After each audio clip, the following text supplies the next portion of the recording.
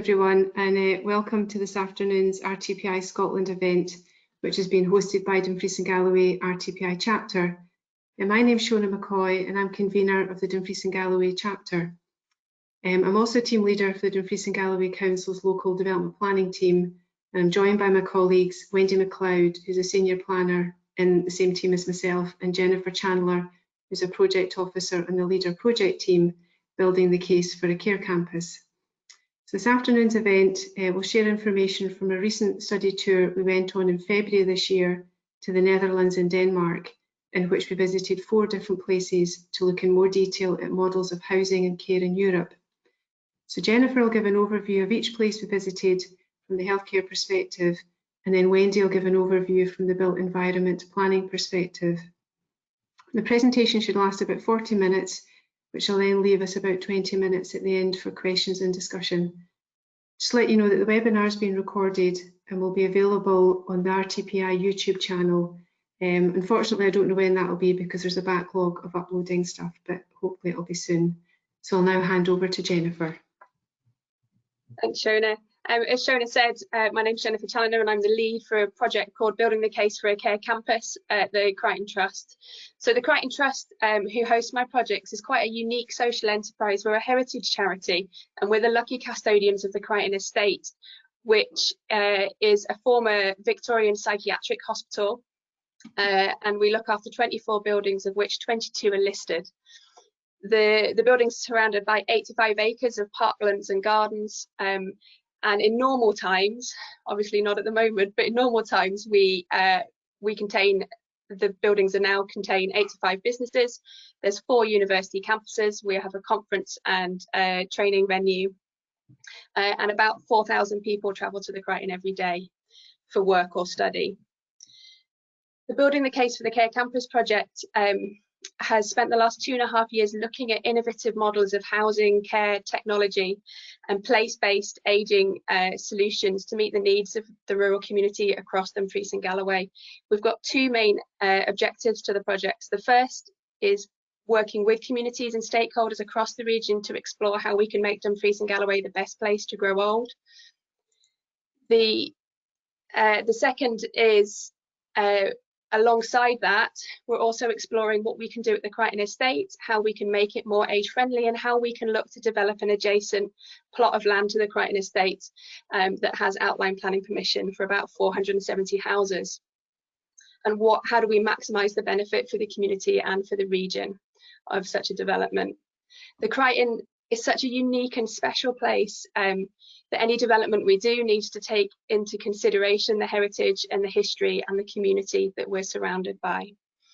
So what I need to say at this point is one of the conditions of my funding is that I need, whenever I talk about it, I have to tell you who funds us. So the project has European funding through the LEADER programme in Scotland, and that is matched funding with the funding from the local authority, from the Crichton Foundation, which is a local charitable foundation, the Scottish Enterprise and the NHS Trust locally.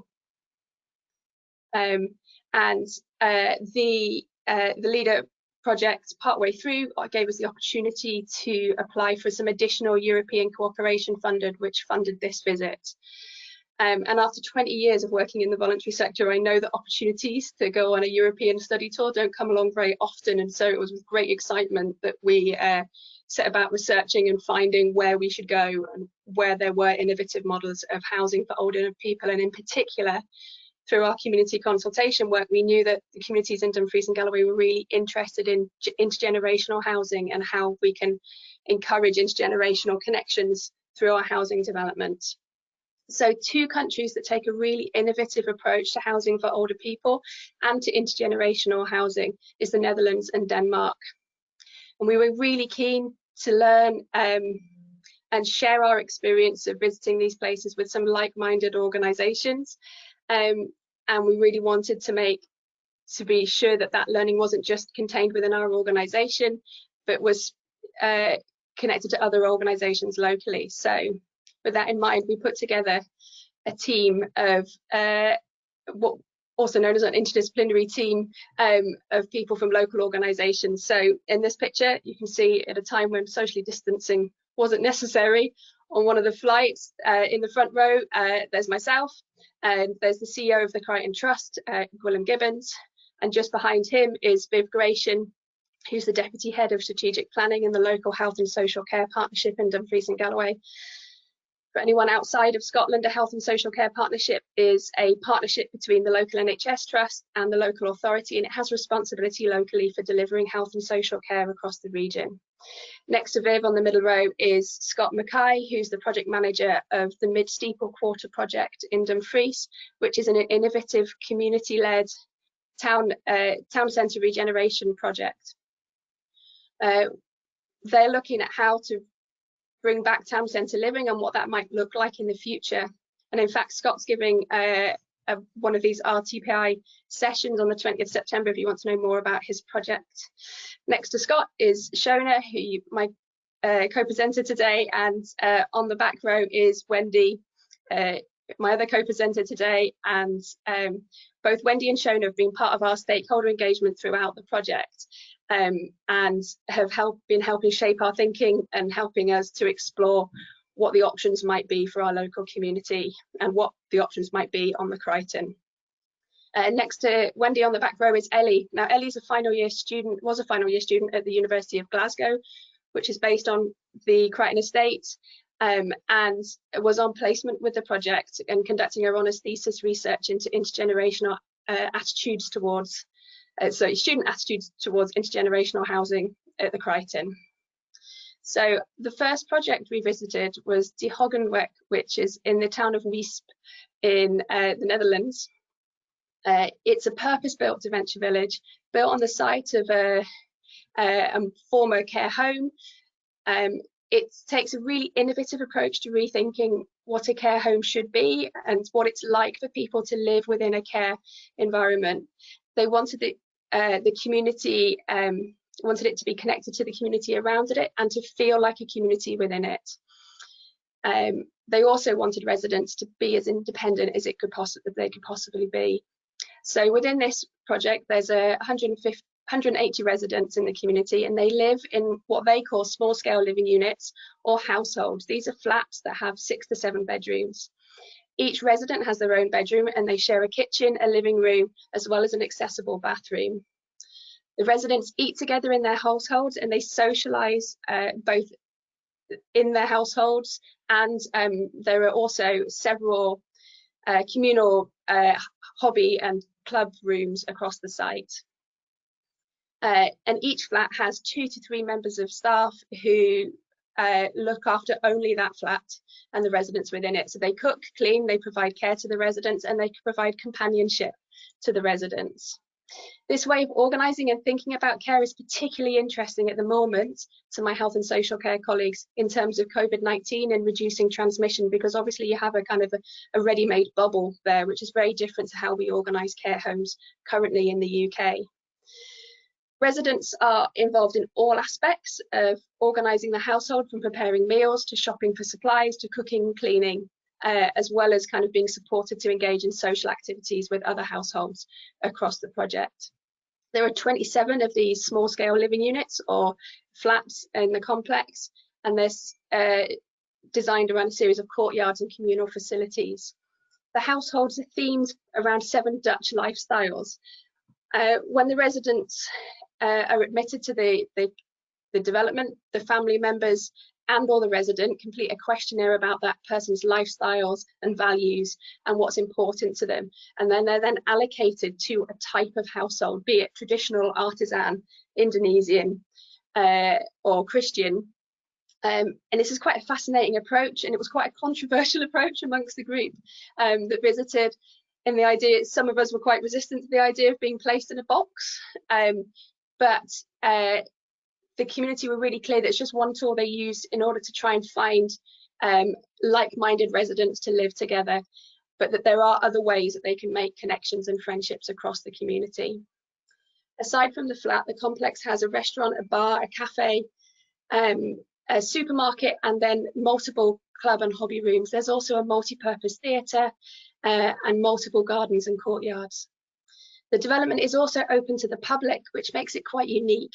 And whilst we were there, we had lunch in the restaurants, and there was a mum and baby group taking place in the lobby, and there were families who were coming in for to share a lunch with their relative who lived within the complex. And from my perspective, this project was super interesting in terms of how they care for people with dementia, and also the focus on independence and maintaining people's kind of skills and involvement in being active participants in their care. And it's also really interesting in terms of how they manage risk. As I said, residents could come and go from the project, although in reality they admitted not many do. But I can imagine that that would be quite a controversial thing to do in a care home in the UK, especially as at the moment you walked out the door of this development, you're onto a canal in Wisp. So it's really interesting to us in terms of how they approach these and how they set about making a community that was as normal as they could possibly make it. So I'm going to hand over to Wendy now, who's going to talk you a little bit more about the project. Thanks, Jennifer, and good afternoon, everyone. This slide, which we have on the screen, shows the buildings on the plot. It was a large-scale site within Wisp, and the site was redeveloped over a number of phases from 2008 onwards. The development is based around a series of internal courtyards, and in fact the buildings form the boundary and the entrance to the Dementia Village. Moving on, we'll see some pictures of the main street. This is the main entrance in the main street to the Dementia Village. And in the top left photograph, we see one of the cafe, bar, meeting places. Going on, the next slide shows the central gathering place. This was sort of the central atrium and meeting place, where there was, Jennifer has described, there was the restaurant and bar area. This was where there was informal social space, there was various club rooms, and there was also the shop for the village as a whole. And they saw the shop as providing what they called the storeroom for all the dementia units. So the residents were encouraged every day to come to the shop and buy what they required for the unit, and this was done with the support of carers.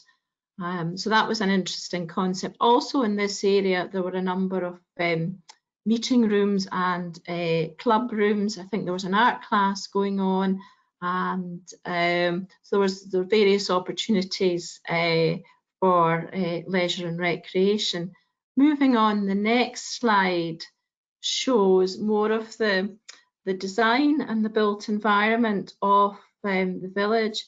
As we've touched upon before, there was a series of small units which housed 6 to 7 residents, and they were all built around these internal courtyards, looking on to social gathering space and gardens. Perhaps the fact, I mean, obviously we visited here in February and it was rather cold, so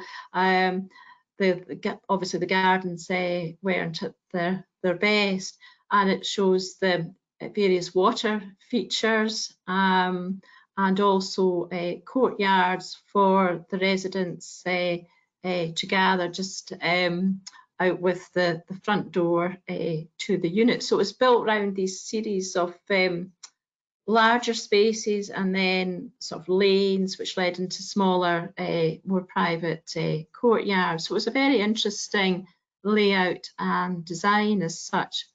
Moving on, the next slide shows again the central street where there was a series of club rooms and facilities were accessed from the central area. For example, there was a library, also a lending library for music, there was a whole series of club rooms, there was arts and crafts rooms, and there was various, there was also a music room, and I'm sure there was a whole range of other facilities which the residents could access.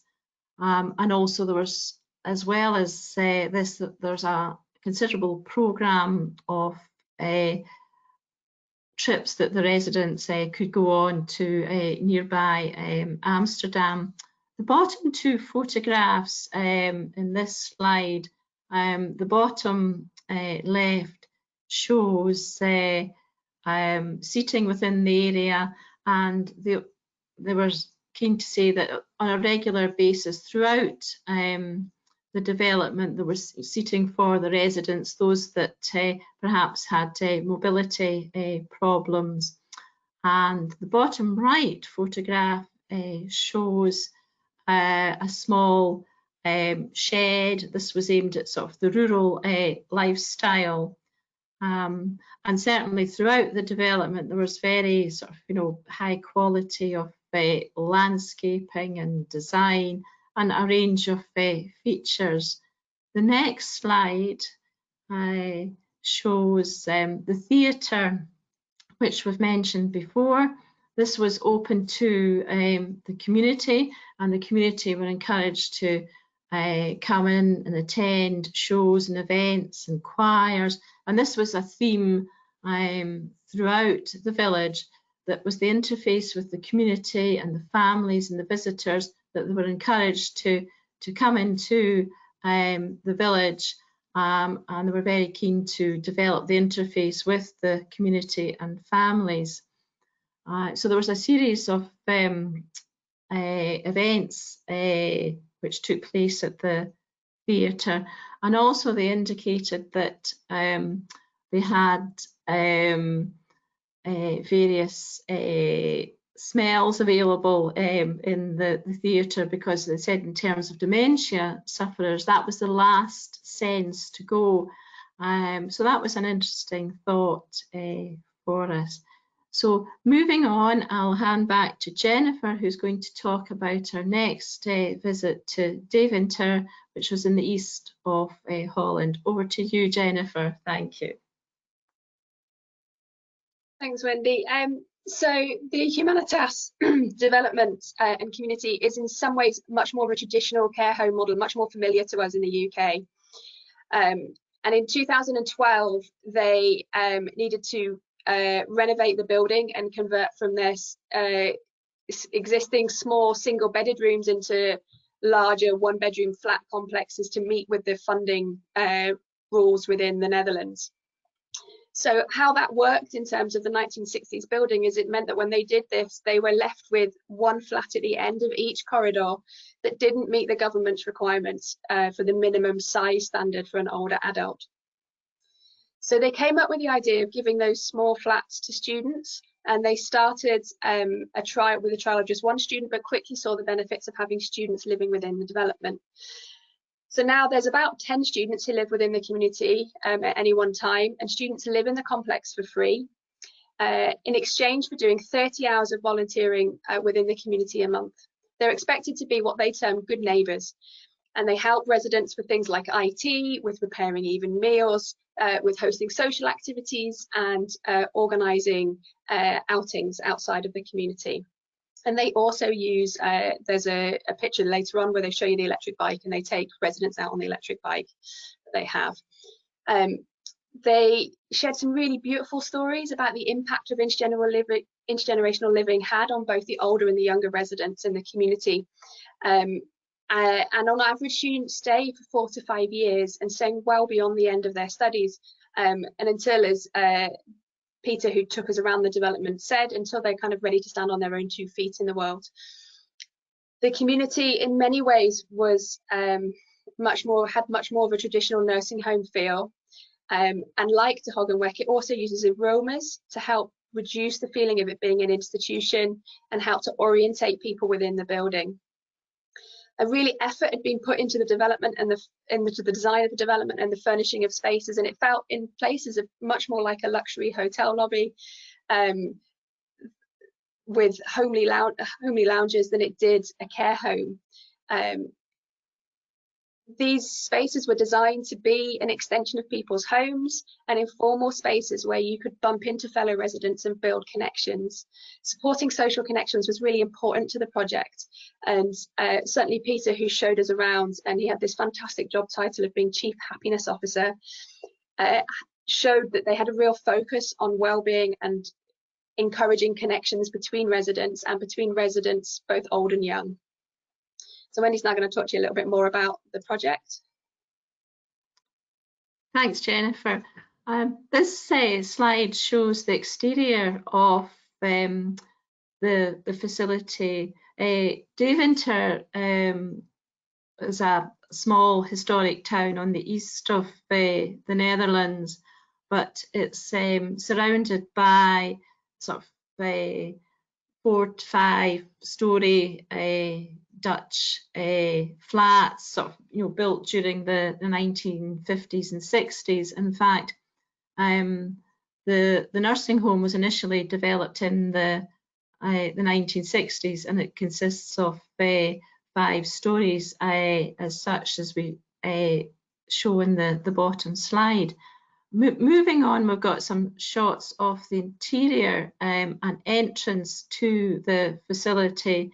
As Jennifer has already described, there was a very much a welcoming feel to it. It seemed a high quality, more like a hotel entrance than what you might be considered a traditional care home.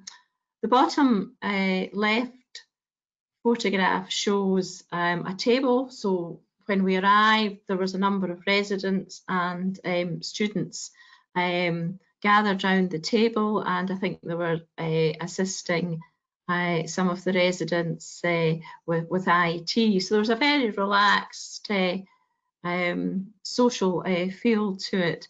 Then on the right, we have an electric tricycle, and our colleague Scott is looking at it in great detail. And while we were there, a number of residents were going out and coming back on the tricycle, and obviously assisted by a carer. So if we move on to the next slide, we see some of the communal facilities.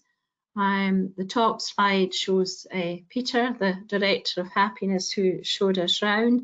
And this was, there was a shop on site where you could purchase some basic facilities. The slide on the bottom left shows a sort of informal social space, and these were gradually being refurbished throughout the block. And there was a range of facilities, a library, podiatrist, and hair salon. Because the care home dated from the 1960s, we found that the bedrooms as such, they had been joint. They made larger units by joining 2 of the bedroom units together, and it created a small studio flat with so the residents had their own living room with furniture. There was a small kitchen preparation area, bedroom and wet room. So they had their own self-contained flat within this the bigger block, and they were encouraged to bring their own possessions in. So there was a very sort of, so they felt at home. So there was a process of refurbishment going on throughout the block. Now I'll hand back to Jennifer, who'll talk about our next visit to Denmark. Thank you, Jennifer. Hey, thanks, Wendy. So the next place we visited was Stedendammen, which is a co-housing community that's about 30 miles outside of Copenhagen in Denmark. And it's one of the first co-housing communities that developed in Denmark, and they've taken off in Denmark. There's now hundreds of co-housing communities in the country. So this community started in 1970s when a group of families with young children got together and wanted to find a way to live more communally and share some of the challenges of being a parent, including childcare, cooking meals and such. And in some ways, it was an attempt to kind of go back to a traditional village type environment and to have the children grow up not just with the influence of the parents, but having the influence of the community around them. Since then, the community has grown and evolved, and many of its residents are still there. And so the community is aging, and they have proportionally less children as a result of that. The committee that looks after the development is actively looking for more families to join the community. And as one resident put it, we need the energy that children and young families bring to survive. The houses within the community are owned by the residents, and they also own a share of the communal resources, including the common house, which contains a dining room and a kitchen that can host everyone within the development, as well as a shared library area, a games area, a sauna and a children's play space. The building also houses a district heating system and a laundry. And the community gets together about 3 to 4 times a week for communal meals, and they hold regular classes and events as well within the community. These communal activities are optional, but most households are expected to kind of be involved in at least one community meal a week. There is an expectation on the residents within this community that they are actively part of the community and they're actively involved in communal living and take on a share of maintenance and are involved in the activities in the community. And we stayed there for an evening meal, and I spoke to a number of households, some of which were single parent households and others which had caring responsibilities in their household, and they talked really positively of the support and the connections and the value of having communal meals cooked for you on a regular basis. The community collectively decide on larger projects and on renovations that are needed, and this decision-making process is taken place by consensus, which is the same as many co-housing communities in the UK use, and it's the idea that you keep on talking until everybody agrees. Now, when I visited co-housing communities in England, this is something that is a source of kind of frustration and anxiety amongst residents of co-housing communities, because it can take a really long time to get 70 people to agree to do something. However, that wasn't the case. There wasn't the same kind of frustration with that system in this community. They saw it very much as part of being in the community, and they felt that it was a way that they could demonstrate their shared values and aspirations. And one of the really interesting things about this project for us was we've had lots in the UK about the innovations around adaptable modular housing, and this is a project that's kind of done that, and you can see how it's aged. So the houses were built in such a way that they could be subdivided. They have plumbing and electrics on both sides of the house in a terrace, and so they can be subdivided easily. And there were examples of elderly residents who'd started off with a full house for their whole family, and then they had subsequently subdivided it and sold off a proportion, so they were now living in half of what was their former house. And that's a really interesting model for us as we look at kind of how do we build housing that people can age well in. So Wendy's going to now talk to you a little bit more about the project. Thanks, Jennifer. These photographs show the development that we visited. It was built in 1970s, so it's very much of its time. There's a series of flat roofs, and it was a site on the edge of a village. There were a series of single and two-storey houses, and as Jennifer was describing, they could easily be, subdivided. They were built as sort of modular houses. Round pedestrian-free site with houses with cars kept to the periphery, and there was communal open space with a whole range of facilities and public open space in the centre, where there was basketball courts, play areas, orchard, fruit growing areas, and then at the entrance to the houses there was a series of more enclosed courtyards, giving a semblance of private space to that dwelling. It was built in the 1970s. It was a private development by a group of like-minded people at the time who got together. We understand that in terms of property prices, that these houses tend to go for slightly more than your average house price in the area, but the community were looking to encourage more families to purchase in the area, and there seemed to be some sort of kind of selection process as such. We're not entirely sure how that worked as such.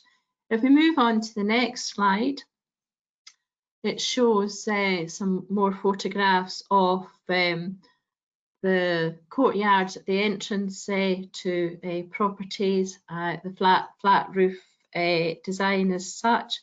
The lower slide, bottom left, shows the central heating area and district heating facility, which served the site as a whole.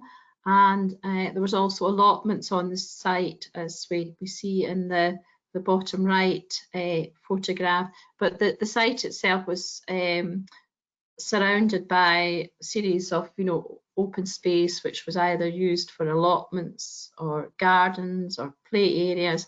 So there was a high ratio of open space to the actual built form. And if we move on to the next slide, we'll see some more of this in terms of informal play areas within the centre of the site. These photographs also show the central communal meeting house, which consisted of lounges, dining rooms and central kitchens. It was a very well equipped and very large kitchen, which for the site as a whole, and residents, as Jennifer said, could opt to be part of the communal meal 3 or 4 nights a week, and the facility was also available for residents to hire or for special family events. The bottom right slide shows Viv and Shona in the process of helping to prepare the evening meal, and we joined the community on that occasion that we were there. So I'll hand on to Jennifer, who will describe our next visit to Copenhagen. Thank you. I'm afraid I'm not even going to attempt to pronounce the name of this project, just in case I offend any Danish speakers in the audience. But this is a project that's within the Copenhagen city itself. It's just a couple of miles outside of the historic centre of Copenhagen. And it's on the former site of a 19th century former hospital that was redeveloped in 2012. The main buildings of the hospital, the historic buildings, have been converted into spaces for businesses and startups, but also a hub for health and social care services. But in the grounds adjacent to these historic buildings, they've been developing a new co-housing community and hospice. And unfortunately, when we visited, because of the timing and the logistics of getting all of these visits into a few days, we weren't able to meet up with an architect or a member of the community, but the architect very kindly gave us lots of information about the project, and we took ourselves on a self-guided tour around the project. We wanted to visit the complex as it had such close parallels to the Crichton estate, which is also a Victorian hospital complex, and we were really interested in how they'd given this kind of complex a new lease on life, and how they blended residential accommodation with healthcare services and business space. The community and the grounds are open to the public, so there's lots of shared space between the existing buildings and the new residential sections, and that was really interesting to us in terms of encouraging connections between the people who work and live in the site. The new buildings contained a co-housing community, but also a hospice, and there was accommodation for about 200 people over the age of 55. We really liked how they'd landscaped the areas between the buildings, and how they provided space and shared facilities, like there was outside green gym equipment that both residents and people who worked in the buildings could access, as well as the local community. Wendy's going to talk to you a little bit more about the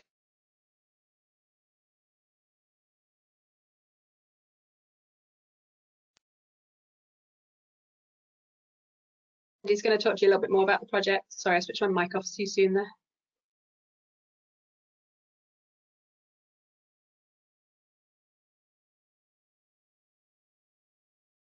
Oh, Wendy, have you frozen? I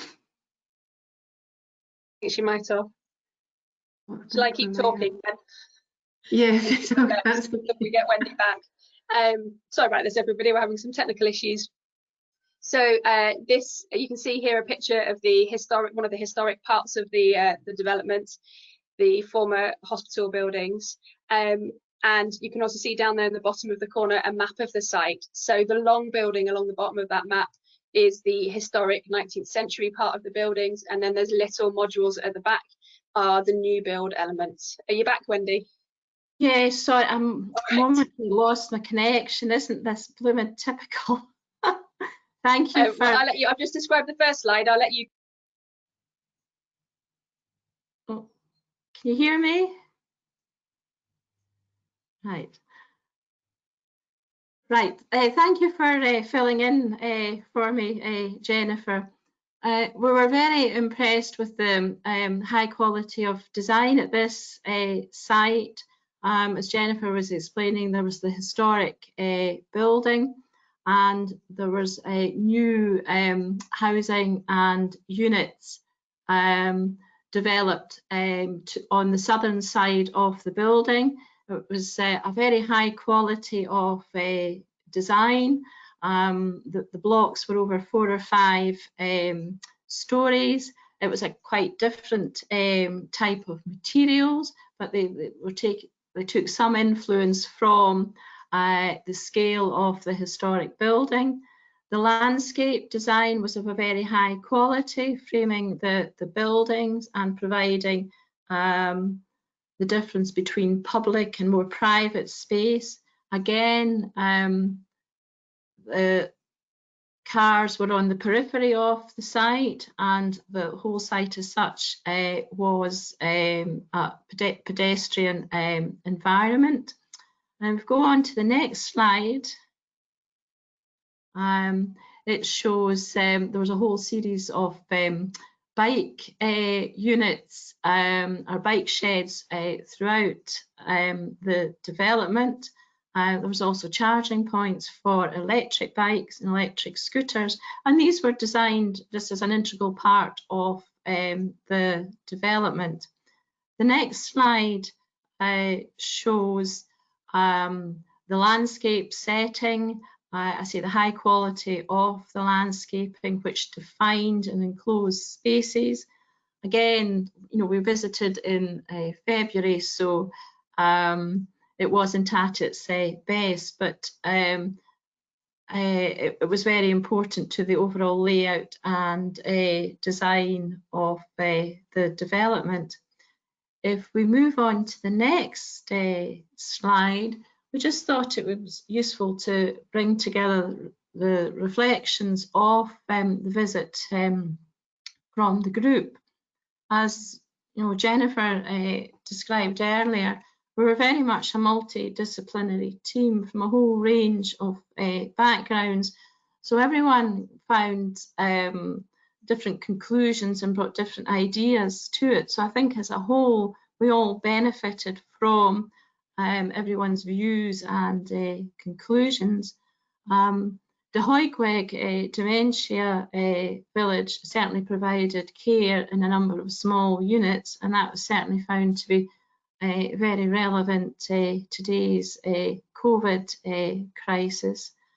At Deventer, the Humanitas retirement home, it certainly provided accommodation for students and younger people, and this was provided housing at no cost to them in return for providing assistance to the residents. So that was certainly provided a very interesting care and support model. An important part of the retirement home was the importance of communal and social spaces, which led to connection and social encounters.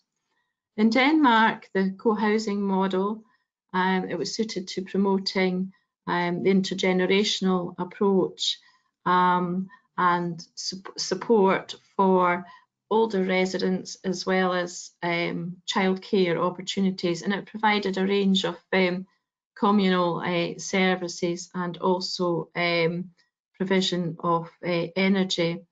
So the integration of health and well-being services can be very much accommodated into housing developments, and there's potential to target services from providing children's play areas to locating actual care services on site, whether it's for dementia care or specialist hospice care.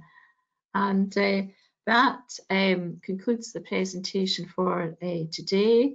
And I think we're at this stage, we're open to any questions that the audience may have. Thank you. Yeah, thanks, Jennifer and Wendy. So far, we've only got one question, and that's in relation to the first development that we visited. The question's been asked as to whether the village was well connected to the local town, and I'm assuming facilities and so on as well. I don't know who wants to. Shall I take that one? Certainly, the Hogenweck Dementia Village, it was located on the edge of Visp. It was a small historic town to the southeast of Amsterdam. It was integrated as a part of that area, and it was very well connected to the centre of Visp. It was a 10-minute walk to the centre, where there was integrated rail and bus transfer. It was also on a bus route and located, there was a whole range of cycle tracks in the same facility. So it was very closely related to the surrounding houses as part of that district, and very well located to the centre of the community that it was located in. And a key aspect of the development was the relationship and support of the community, and the community being encouraged to visit the village along with the families. I just add to that as well. So one of the questions I asked the Vivarium, the company that runs the village, was what they would do differently if they were to do it again. And one of the things they said is that they wouldn't build it to feel quite so much like a fortress. And on that slide, you saw that it was kind of it was courtyards within a kind of a walled area where the flats made up that kind of exterior wall. And one of the things they said is they would want it to be a little bit more permeable, and that they felt there were ways to do that whilst keeping the residents with advanced dementia safe. And so it was well connected, and they made an active effort to encourage groups like the mum and baby group to come in, and they were actively encouraging residents to go out, but they felt that there was ways they could have improved that as well. Yeah, so agree with everything that you're saying there, and I wish actually on reflection we'd taken some pictures of how the development integrated well with the surroundings, because it was in a sort of a built-up area as well, but you wouldn't have thought it was a dementia facility. It very much just looked, as you say, as a housing development. It's fitted well within its surroundings. Nobody's asked any other questions, so I don't know if either of you have any further reflections you want to share before we finish off. About the kind of where it didn't look like a care home, but one of the things it did have was big flags outside saying that it was a care home, and they said one of the things they were looking to do was to take those away so it just blended in with the other residential properties in the area. And so it was quite refreshing to see a project that was willing to kind of admit where it might do things differently and where it had rooms to improve as well. Yeah. I think that was certainly the same for all the developments we went to. They all fitted in, I think, in terms of the built form, very well with where they were.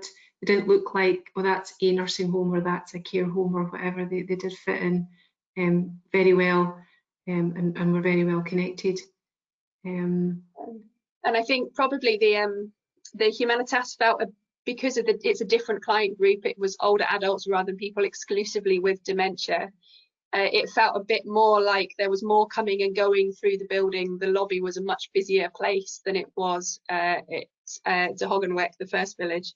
But interestingly, even the co-housing community still felt, although they, we joined the older adults on a walk around the beautiful woods and lakes near them in the morning. It felt a little bit more isolated actually than both the care homes did, just because of the way the project was designed. It was a similar kind of fortress-like design. Okay, we've got a few more questions coming in now. So we've got a question asking what funding models are used, for example, local authority, health authority, government, etc. Okay, so it's a very different structure in the Netherlands and in Denmark in terms of, so in the Netherlands, care is funded at the state level, so it's the same as we would access the NHS. It's free at the point of mostly. So the first village to Hogenweck, some residents would pay extra for extra services within that, but the core of their service was provided for by the state. That was the same within Humanitas. It was at the core level of the site, and obviously we didn't visit care homes in Denmark. So it's a very different structure. It's quite hard to make comparisons, and I suspect they pay more per head than the NHS would in that situation, or the state would in our situation. Okay, got a question here is probably more for planning. Currently very few authorities in Scotland allocate land for specific care home uses. How can policy change that so that uses like this can come forward in care home providers? Oh gosh, hang on, I've lost the question. Stand to, sorry, I've lost that question. Oh, could I perhaps comment on that one? The project which Jennifer is leading on in terms of the care campus, the group is or the project is looking at how care and types of care can be integrated into a housing site within close proximity to the Crichton site in Dumfries. There's a housing allocation allocated for in the order of 500 units. So through the group, they're looking at this particular aspect of integrating the care model within the housing development. Now, how that's done in practice will be potentially informed by a brief and master plan. We haven't, through the policy approach in the adopted local development plan, sites obviously aren't specifically allocated for care or homes or care housing, but it's something that in practice, in terms of the actual delivery, we're hoping to include within this development option. I should also say that the site in question is owned by Dumfries and Galloway Council, and it will be brought to a market in due course with the support of a master plan and a design brief. So thanks, Wendy. I found this question again. So it's currently very few local authorities in Scotland allocate land for specific care home uses. How can policy change so that uses like these can come forward and care home providers stand a chance against house builders to create places like this that we've just seen? Any thoughts? Well, it's certainly because of the ageing demographics in Dumfries and Galloway. It's something that we need to very much take into account. And as I was sort of explaining in relation to this particular site, we hope that there'll be the opportunity to include some form of supported or care housing. And I think it's certainly something in future that policy would need to address in terms of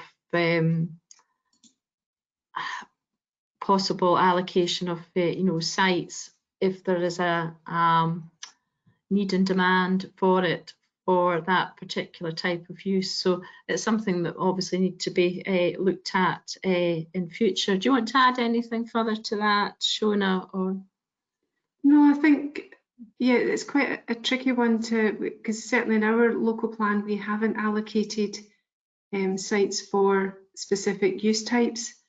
So yeah, it's a difficult one to try and do. As you were saying, the site we've got in Dumfries, because the council owns it, and working in partnership with Jennifer and the Care Campus, we're hopefully able to make sure that that's part of that development. But yes, it's a tricky one to kind of go forward with. In fact, probably this next question might help us, all of us answer. So how much do you think replicating similar schemes in the UK is limited by cost or funding? Which I think is quite it's an interesting question because it comes up time and time again. Yeah. Do you want to take this, Wendy, or shall I start and then you can fill it in from a planning? I'll pick it up. Thanks, so, I mean, there's two elements. One of which is actually in answer to the previous question about allocating land for care homes. Actually, when we've gone out to talk to people in communities, overwhelmingly the response is that's not what people aspire to. People don't aspire to living in care. And the Health and Social Care Partnership locally is also looking at actually, do people need to be in residential care, or are there ways in which we can provide and support people to live in their own homes? So if their own homes are suitable and adaptable, then actually the need for care home places is reduced. But in terms of the funding element for developing new projects, it's a really complicated picture. And in a rural community like Dumfries and Galloway, where house prices aren't particularly high, it's quite hard to develop a project like this, because actually, you know, in terms of funding of developing housing projects, it's driven by commercial needs, and it's going to be a challenge, I think, to get a commercial developer willing to kind of sign up to all the community aspects of it that we've seen within these projects and that we're interested in finding ways to replicate in terms of the design. So yeah, I guess it would be a case of watching this space from my perspective, but I'm sure Wendy and Shona have got additional views on that. Yeah, I mean, certainly the approach to care and the funding models were obviously very different in the Netherlands and Denmark compared to this country. And as Jennifer, touched upon, I mean, possibly, the way forward is to look at smaller intergenerational homes that can be adapted as people's needs change and as they get older, and if there's more support required within the unit as such. So I think that the feeling was that rather than a sort of traditional type of care home, that a different care model could be developed or provided within an individual's own home as such, and through time that would be modular and could be changed to their needs and whether they're required to be a live-in carer. But